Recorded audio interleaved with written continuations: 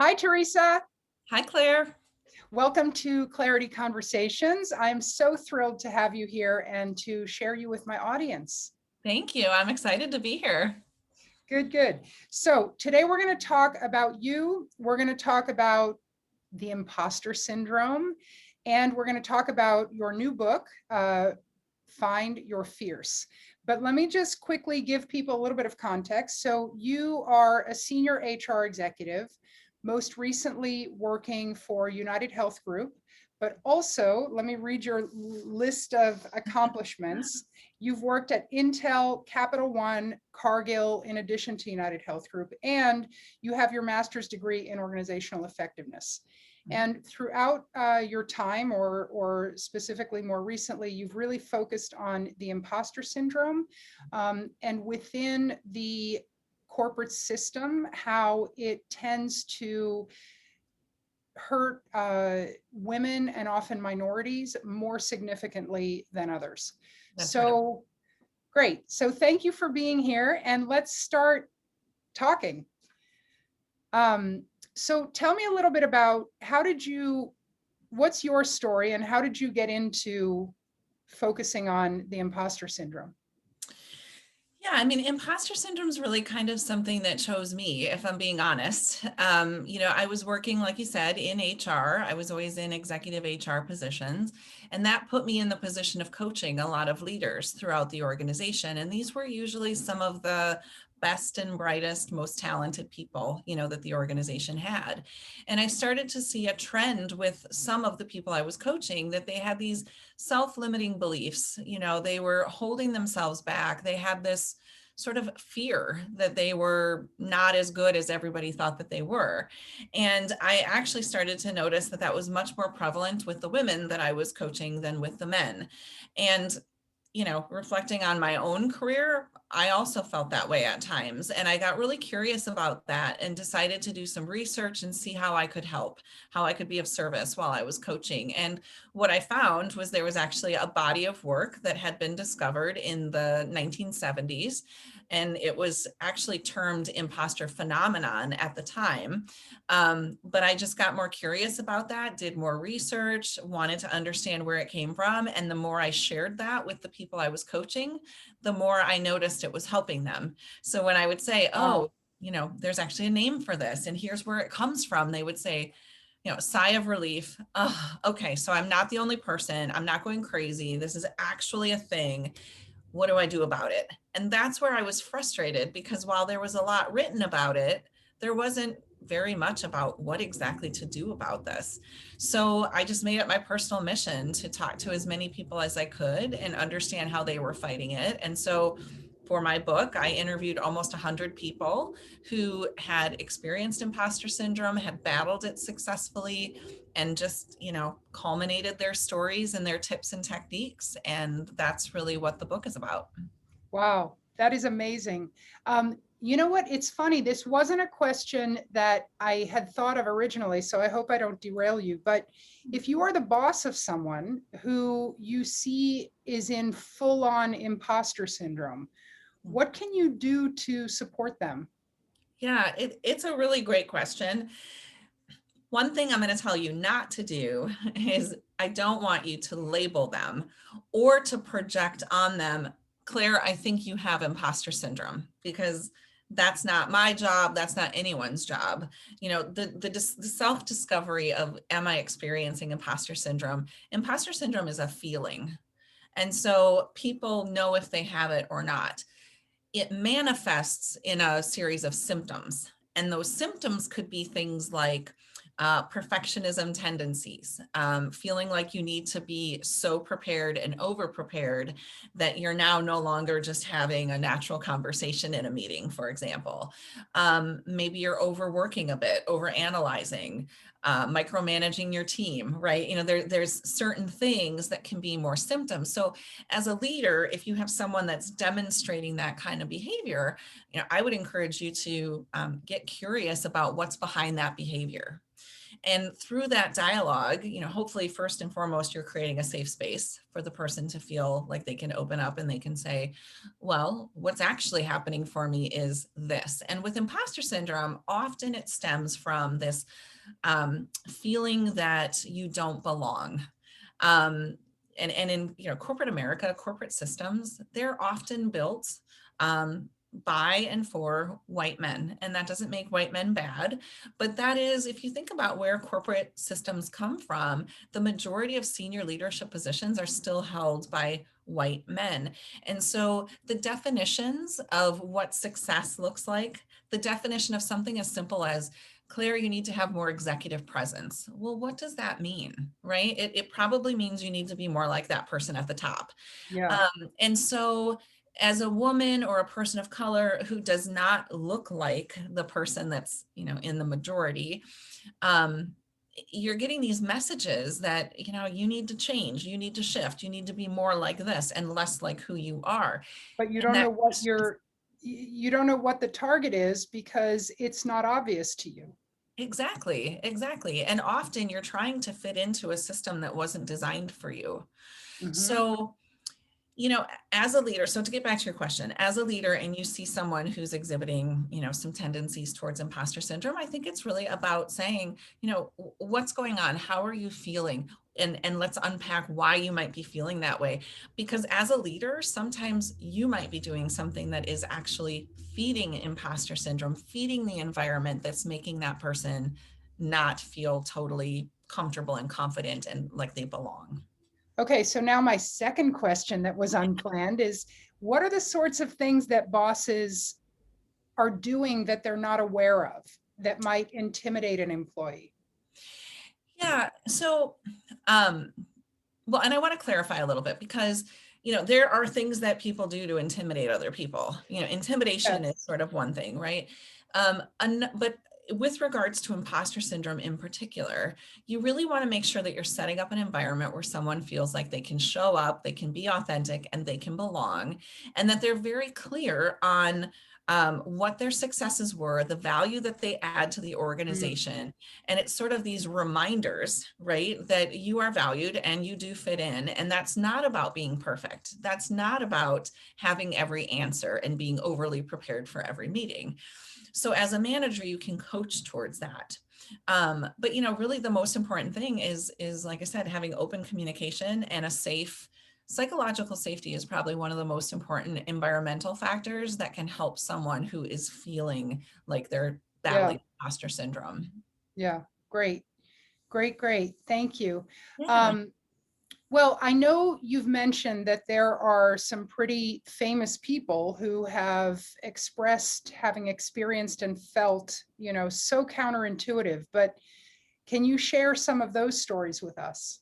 Yeah. So there's a couple that come to mind. If you Google imposter syndrome, you can find, a plethora of people, celebrities, famous people who have said, I've battled imposter syndrome and here's what it looked like for me. But there's a couple, in fact, knowing that we were going to talk about this, I brought a couple quotes with me just to share with you and your audience around how it's shown up for a few people. So one person is Jodie Foster. So Jodie Foster, very famous actress, right? Started at the age of 3, very successful, right? And she won an Oscar for her film, The Accused, for Best Actress. And she did an interview with 60 Minutes, and she shared that she literally believed someone was going to come to her house, knock on the door, and ask for the Oscar back. And so the quote that she had, she said, I felt like it was a fluke. I felt like an imposter faking it, that someday they'd find out I didn't know what I was doing. I feel that I actually didn't then, and I still don't. It was the same way when I walked on the campus at Yale for the first time. I thought everyone would find out. And to me, that's just such a powerful quote because, first of all, it's hard to win an Oscar. Second of all, it's relatively hard to get into Yale and be successful. So she has these data points, right? That by all intents and purposes are saying you are good enough, you are successful. And yet at that point of achievement, at that point of winning the Oscar was when it was the loudest for her that she said, oh my gosh, I think I'm going to get found out this time. And that's something about imposter syndrome, Claire. So imposter syndrome tends to strike at a point of high achievement. Yeah. So it's when you've done the thing, right? You got promoted, you got placed on the board of directors, you started your business, won an Oscar, right? You now have actually done the thing that says you are successful. And that's when our brains tell us, maybe we're going to get found out. So it's Yeah. a really sneaky thing. And that's why when I'm coaching people and working with people about imposter syndrome, I really try to help them gain awareness of how it shows up and the fact that it's probably when you least expect it. Yeah. That's sort of the irony there. I totally get Um, it. yeah, so one other person that, I have based a lot of my work on, and she has done a lot of work to contribute to the field of women in leadership and things like that, is Sheryl Sandberg. And so Sheryl Sandberg is the COO of Facebook. And, but, prior to this big role that she was in, and she also wrote the book Lean In, many people are Yeah. familiar with that book. She also, though, has this amazing resume, right? She was like a partner at McKinsey. She was at Google before Facebook. She's like got this really esteemed resume. And yet, in her book, she has a quote that I think really illustrates imposter syndrome and what she saw as a woman working in technology. So she said, many people, but especially women I've worked with, feel fraudulent when they're praised for their accomplishments. Instead of feeling worthy of recognition, they feel undeserving and guilty as if a mistake was made. So, despite being high achievers, even experts in the field, women can't seem to shake the sense that it's only a matter of time until they're found out for who they really are, imposters with limited skills and abilities. And she has Wow. said she felt that way as well. And you just look at that and you go, okay, so Jodie Foster, Sheryl Sandberg, there's a number of other people when you Google this and you think, well, if they feel that way, Then I must really be a fraud. what hope is Um, there for me? well, you know what you're reminding me of, that I've had to coach so many of my clients, usually women, is when someone pays you a compliment, we as women are trained to say, oh, nothing, it's nothing. And what happens when you do that, and I'm speaking to my audience right now as much as you, is that we train people, don't compliment me. And then we are frustrated because we don't get the recognition that we want. So Yes. you really need to train people. When someone pays you a compliment, you have to say things like, wow, thank you, that really means a lot. Or, oh, I'm so glad you noticed. I really worked hard on that project. I appreciate it. And that way you train with grace that it's that you're not going to be arrogant, but that people are welcome to give you positive feedback. And that can be very powerful. Um, so I want to also go to your method. You have a method that you talk about in the book that's 3 little letters. Yes. So it is the word framework, but it's a play on the word, the traditional spelling of framework. So the AIM in my framework is an acronym and it's AIM. So framework, and it's all about aiming towards what you want. And so let's take the word framework, the AIM acronym in the middle. So A is awareness. What is imposter syndrome? Where does it come from? Why do we experience it? How does it show up? The I is interruption. So in the moment when you're telling yourself, I'm a fraud, I don't belong, it's a matter of time, etc., how do you interrupt those thoughts so that they don't sort of spiral you down this rabbit hole that is never good for anyone? And then the M is momentum. So these are the longer term techniques that you're going to apply and you're going to really develop yourself towards. It's not about avoiding imposter syndrome forever, because like I said, yourself, a lot of your listeners, they are successful. And it's actually why we experience imposter syndrome, right? It's at that point of high achievement. So assuming you're going to continue to be successful, you need to build a strong foundation so that when it does pop up, you are much more aware and you know how to shut it down in the moment, but you've done this deeper work of momentum building to know what your worth is, know what your value is. You have a strong foundation, and so it's not going to knock you down when it does pop up. Yes. So that's how the book is organized into these 3 sections. That's often how we, talk about and I teach the concepts. awareness is such an important tool. And, sometimes people say, well, awareness is just information. Yes, information is power. And so having that awareness is the most important thing that anyone can do for themselves when they're battling imposter syndrome, is to really examine, why do I feel this way? Where does it come from? And by the way, Claire, I will say, I do not believe that people need to be fixed. I Mhm. don't, if you experience imposter syndrome, it's not because you're broken. It's not because you did something wrong. We are all a product of our environment. And there are systems that are built to actually have us doubt ourselves, to Yeah, have to question if we belong. So it's really about understanding that first and foremost. But then there's some things on the interrupt and on the momentum that we can talk about, a couple of quick examples yeah. that, if someone listening to this says, well, yeah, I just had this happen in a meeting the other day, how do you, interrupt that? And we can talk through that. Yeah. Well, absolutely. I'd love to hear that, because it is in these moments where you think like, it's not that something's happening that I can interrupt. This is just reality. So you have to start to realize that it's not necessarily reality. It's one version of it, but you have an opportunity to make a choice in that moment. So yeah, I'd love to hear some of the interrupters that you use.